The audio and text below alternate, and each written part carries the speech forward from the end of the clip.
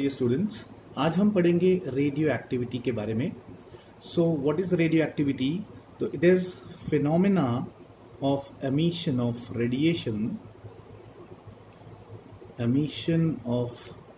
Radiations from nuclei of certain substances.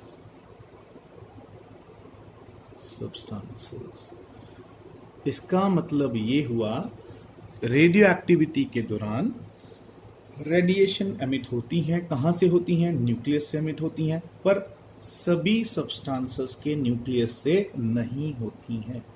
तो question ये arise हो गया कि क्यों सभी सब्सटेंसेस से रेडिएशंस एमिट क्यों नहीं होती? तो रीज़न ये है कि रेडिएशंस किन से अकर करती हैं? Radiations occur only in those elements which are unstable।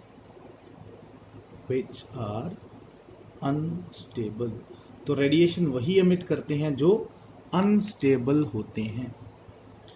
फिर क्वेश्चन अराइज हो गया कि भाई कौन अनस्टेबल है? तो अनस्टेबिलिटी या स्टेबिलिटी चेक करने के लिए हमारे पास है एक रेशो N/P रेशो, जिसको we call it as neutron to proton ratio. It is N/P means neutron to proton ratio. हमने ऑलरेडी इसको डिस्कस किया था। तो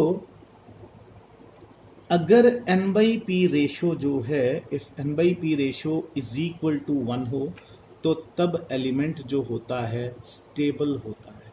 अगर N/P रेशो स्टेबल है तो element is stable, it will not be going to emit radiations. और अगर N/P रेशो जो है इट इज ग्रेटर देन 1.3, तो element will undergo natural radio activity. Natural radio activity होता है जहां एक सब्सटेंस खुद से रेडिएशन एमिट करता है, लाइक रेडियम। वो खुद से रेडिएशन एमिट करता है बिकॉज उसमें N/P ratio is greater then 1.3। तो 1 और 1.3 के बीच में होगा तो क्या होगा? तो इफ N/P रेशियो जो है, if N/P ratio is greater than 1, अगर N/P रेशियो 1 से बड़ी है and it is less than और इक्वल टू 1.3, तो it will undergo artificial radioactivity. Artificial radioactivity. तो what is this artificial radioactivity? कि एलिमेंट खुद से रेडिएशन नहीं एमिट करेगा। जनरली वो कोई रेडिएशन एमिट नहीं कर रहा होगा, but if it is getting hitted by some substance, तब वो रेडिएशन एमिट करना स्टार्ट हो जाएगा। इसीलिए आर्टिफिशियल रेडियो एक्टिविटी को आर्टिफिशियल ट्रांसम्यूटेशन भी बोलते हैं। Artificial transmutation. देखिए, म्यूटेशन का मतलब होता है चेंज करना। ऐसे एलिमेंट जो था वो नॉन रेडियो एक्टिव है, नॉन रेडिएशन एमिटिंग है, बट आप उसको जब किसी सब्सटेंस से हिट करवाते हो उसको बोलते हैं प्रोजेक्टाइल। कभी किसी प्रोजेक्टाइल से हिट कराते हो, चाहे प्रोटॉन से कराया या अल्फा पार्टिकल से हिट कराओगे, तो वो एक रेडियो एक्टिव एलिमेंट में कन्वर्ट हो जाएगा। तो तब उस टाइप की रेडियो एक्टिविटी को बोलेंगे आर्टिफिशियली, जबरदस्ती वाली रेडियो एक्टिविटी करा रहे हैं। So if the ratio is equal to 1, तो element is stable, nucleus is stable, no radiations will be observed. If N/P ratio is greater than 1.3, natural radioactivity, और 1 और 1.3 के बीच में है, तो it will be undergoing artificial radioactivity. Next question is, what are the types of radiations which are emitted? और उनसे क्या फर्क पड़ेगा? Types of radiations emitted. अब कौन कौन सी रेडिएशंस हैं जो एमिट होंगी? तो there are 3 types of radiation जो एमिट होती हैं। First is alpha rays, second beta rays and third is gamma rays. तो एक एक करके हम तीनों को पढ़ेंगे। सबसे पहले हैं अल्फा रेज। हमने इलेक्ट्रोस्टैटिक्स में अल्फा रेज को डिटेल में पढ़ा था कि अल्फा रेज होती क्या है। It can be called as helium nucleus, हमने पढ़ा था, इसको हम क्या बोल सकते हैं, हीलियम न्यूक्लियस, मतलब ऐसे कह सकते हैं He242 2 पॉजिटिव, मतलब हीलियम एटम में से अगर 2 इलेक्ट्रॉन निकल जाएं तो उसको अल्फा रेज बोलेंगे। मींस प्रोटॉन से इसका चार्ज डबल है और मास जो है वो 4 टाइम्स है। तो किसी भी सब्सटेंस से अगर अल्फा रे निकलेंगी तो क्या होगा, तो देखिए एटॉमिक नंबर में 2 का फर्क पड़ेगा और एटॉमिक मास में 4 का फर्क पड़ेगा। सो एटॉमिक नंबर, ये अल्फा रे डीके के दौरान क्या हो रहा है, atomic number decreases by 2 and atomic mass decreases by 4। Atomic number 2 से कम होगा और एटॉमिक मास 4 से कम होगा। फॉर एग्जाम्पल मैं कहता हूँ यूरेनियम 92 238 जब ये अल्फ़ा रे एमिट करती है, मतलब He24 माइनस करती है अपने में से, तो देखिए क्या बनेगा, it will be giving thorium. 92 में से 2 निकाला 90, 238 में से 4 निकाला 234। तो atomic mass decreases by 2 and atomic mass decreases by 4। फिर एक और बात याद रखने वाली है, इनका N/P रेशो जो है, N/P रेशो इंक्रीजेस, आप देखेंगे N/P रेशो इंक्रीज करेगा। देखिए कैसे, कि अगर मैं इधर आप यहाँ पे कैलकुलेट करता हूँ प्रोटॉन्स कितने हैं तो दैट इज़ 92। अगर न्यूट्रॉन्स कैलकुलेट करूँगा तो 8 - 2 6, 23 - 9 146, और यहाँ पे कैलकुलेट करेंगे तो N/P रेशो यहाँ पे होगा 146 डिवाइडेड बाई 92। देन थोरियम में जब आप कैलकुलेट करेंगे, प्रोटॉन इज़ 90, न्यूट्रॉन इज़ 234 - 90, तो इट इज़ 144। तो N/P रेशो विल बी 144/90। ये 146/92 अगर आप कैलकुलेट करेंगे तो this N/P ratio comes out to be 1.58, जबकि इधर आप कैलकुलेट करेंगे N/P रेशो तो it comes out to be 1.6। तो जब आपने देखा कि N/P रेशो 1.58 थी पहले, बाद में कितनी हो गई 1.6, तो इट मीन्स N/P रेशो जो है वो इंक्रीज कर रहा होगा। तो 2 पॉइंट इसमें खास हैं। फर्स्ट, एटॉमिक नंबर 2 से डिक्रीज करेगा, एटॉमिक मास 4 से डिक्रीज करेगा, और दूसरी बात जो हमें पता चली, N/P रेशो जो है यहाँ पे इंक्रीज करता है। So this is about alpha rays. Second comes is beta rays. So what are beta rays? तो बीटा रेज को हम simply we can say it is the stream of fast moving electrons. तो what is it? It is the stream of fast moving electrons. So if it is the stream of fast moving electrons, तो it means कि इसका symbol beta raise का वही होगा जो electrons का symbol है। इलेक्ट्रॉन्स का सिंबल क्या होता है? It is E। चार्ज की जगह उसका चार्ज आ जाएगा -1, और AMU में इसका जो मास होता है इट इज़ 0.0005 AMU। तो इसीलिए राउंड ऑफ करके हम इसको 0 ही लिखते हैं। दैट इज बीटा रे। अब जब बीटा रे का एमिशन होगा, व्हेन बीटा रे इज एमिटेड, तो याद रखिएगा क्या होगा, देखिए ध्यान से, atomic number during beta ray emission, atomic number increases by 1। ये बहुत इंपॉर्टेंट पॉइंट है। Atomic number increases by 1 and atomic mass remains unchanged. This is very important point. Atomic number 1 से इंक्रीज करेगा और एटॉमिक मास जो है that will remain unchanged. For example मैं बोलता हूँ हमारे पास है कार्बन 14 C614, जो रेडियो कार्बन डेटिंग में भी काम आती है। और इसका एक फ़ायदा ये है कि फॉसिल फ्यूल की जो लाइफ है पता करनी हो तो हम रेडियो कार्बन डेटिंग से पता करते हैं। तो सपोज़ ये हमारे पास C614 है। अब मान लीजिए ये बीटा रे एमिट कर रही है, तो देखिए बीटा रे एमिट करने का मतलब मैं बोलूँगा इसमें से माइनस हो रहा है। क्या माइनस हो रहा है? E-10। तो देखिए एटॉमिक में एटॉमिक नंबर 6 माइनस माइनस 1 क्या बन गया? 7। 14 माइनस 0 तो 14। ये 7 एटॉमिक नंबर किसका होता है? नाइट्रोजन का, तो इट इज़ N714। तो देखिए एटॉमिक नंबर क्या हुआ है? Increase by 1। और ये एटॉमिक मास में क्या हुआ है? No change. तो ये हमने पढ़ तो लिया कि atomic number increases by 1 and atomic mass remains unchanged, but exactly यहाँ हुआ क्या वो समझते हैं। हुआ ये कि इधर प्रोटॉन्स कितने थे? 6। न्यूट्रॉन कितने थे? 8 इन C614। C614 में प्रोटॉन थे 6 और न्यूट्रॉन थे 8।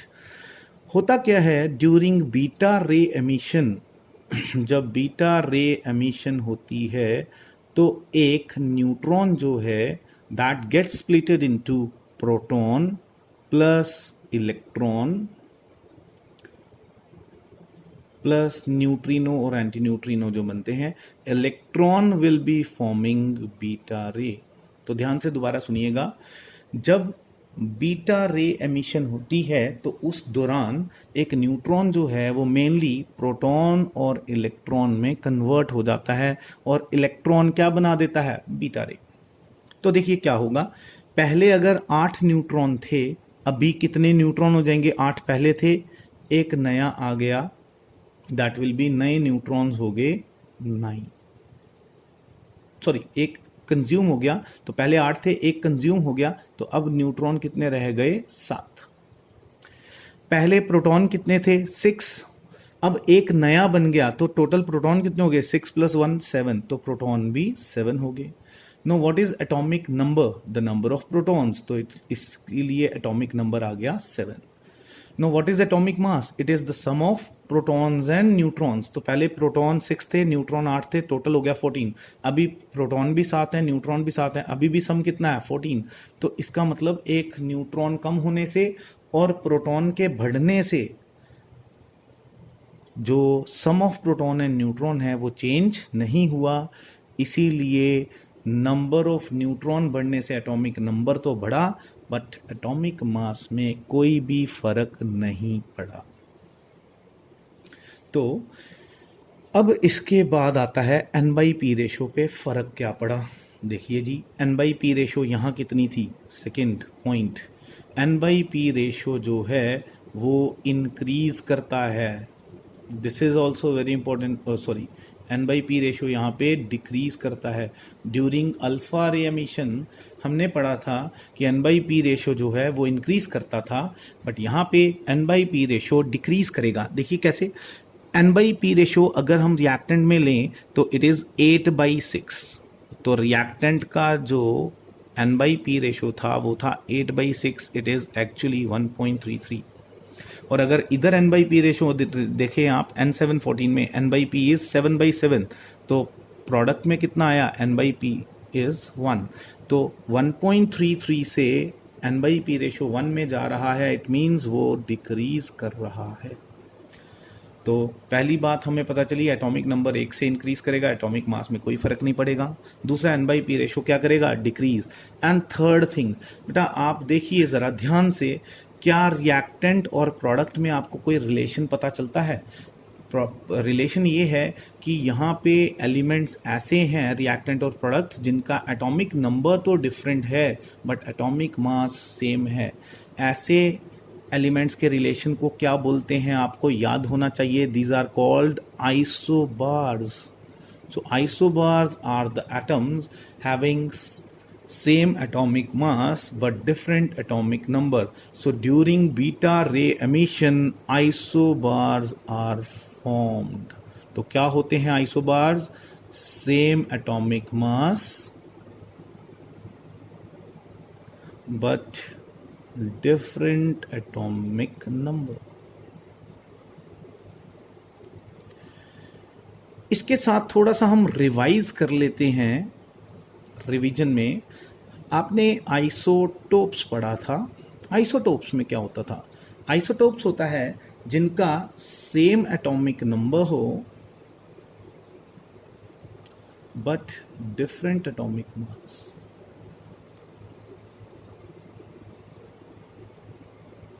तो सेम एटॉमिक नंबर हो बट डिफरेंट एटॉमिक मास, तो उसको बोलते हैं आइसोटोप्स। फॉर एग्जांपल याद करिए, आपने पढ़ा था 1H1 1H2 हाइड्रोजन के 3 आइसोटोप्स हैं, protium, deuterium, tritium.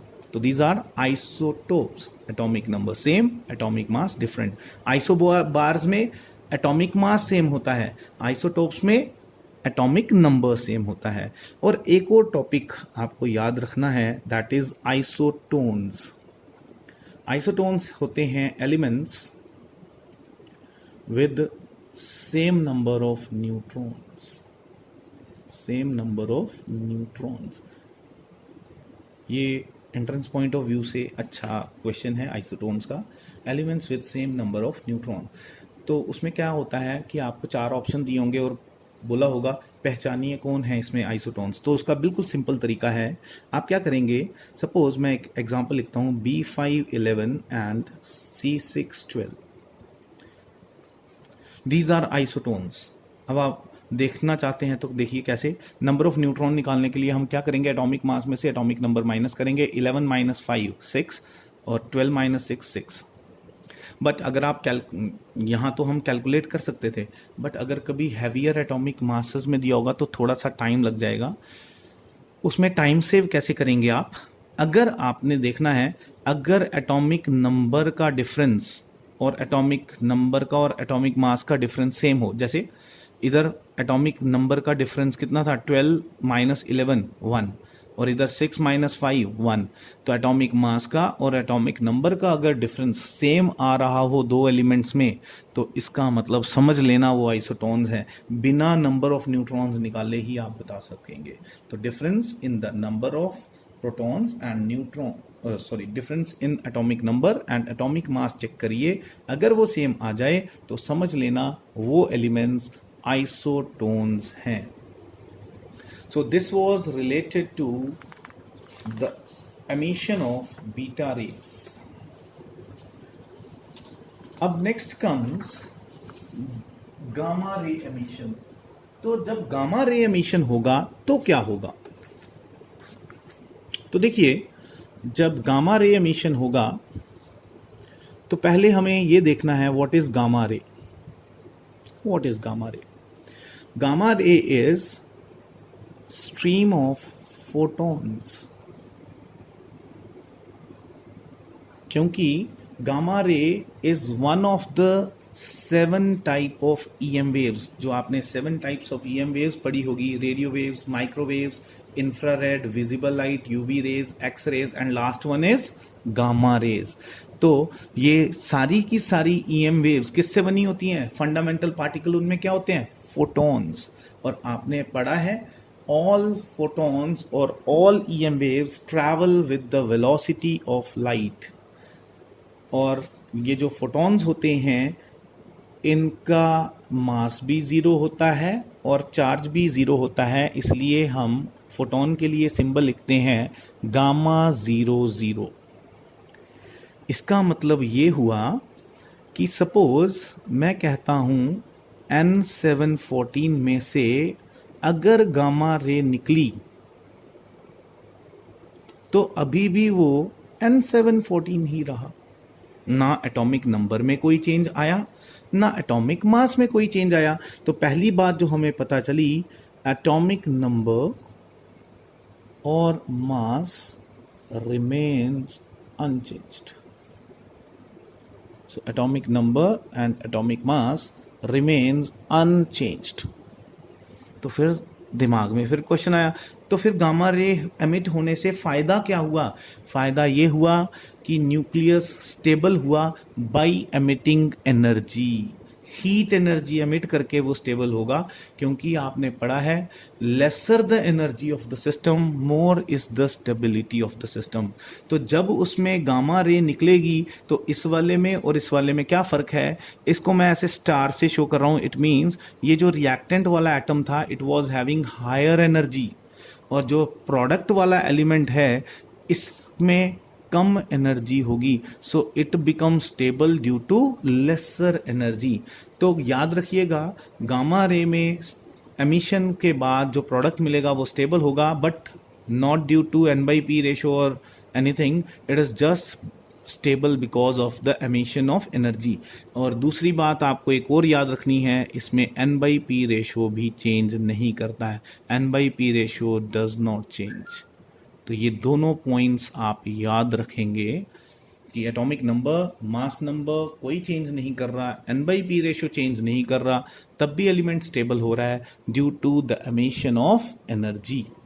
Topic is difference between alpha rays, beta rays and gamma rays. तो देखिए what are the difference between them. तो alpha rays is simply we can say it is helium nucleus. तो alpha rays can be called as helium nucleus. Beta rays is stream of electrons. And what is gamma rays? It is made of photons.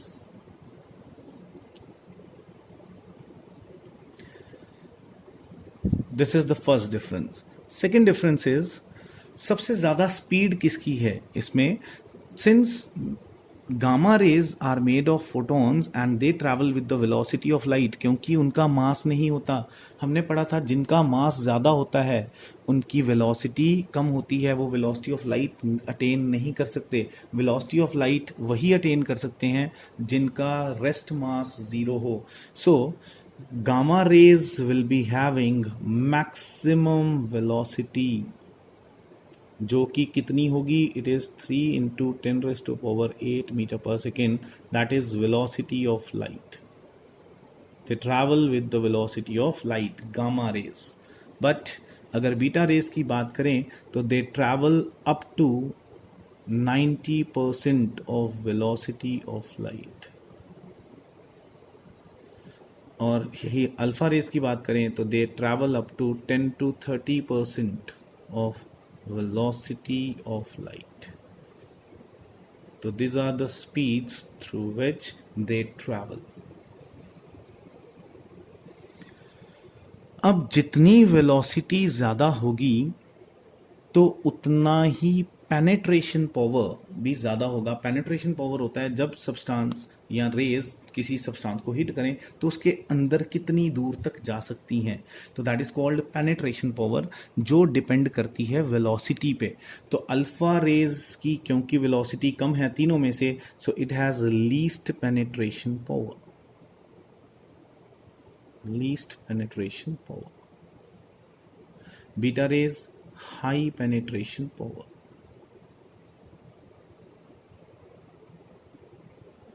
And gamma rays have maximum or highest penetration power, maximum or highest penetration power. Fourth difference in alpha, beta and gamma rays. Alpha rays की decay के दौरान, during alpha रे decay, during its decay, इसकी decay के दौरान क्या होगा, atomic number decreases by 2 and atomic mass decreases by 4. इसमें क्या हुआ था, atomic number increases by 1 and atomic mass do not change. और यहाँ पे क्या हुआ था, no change in atomic number or atomic mass.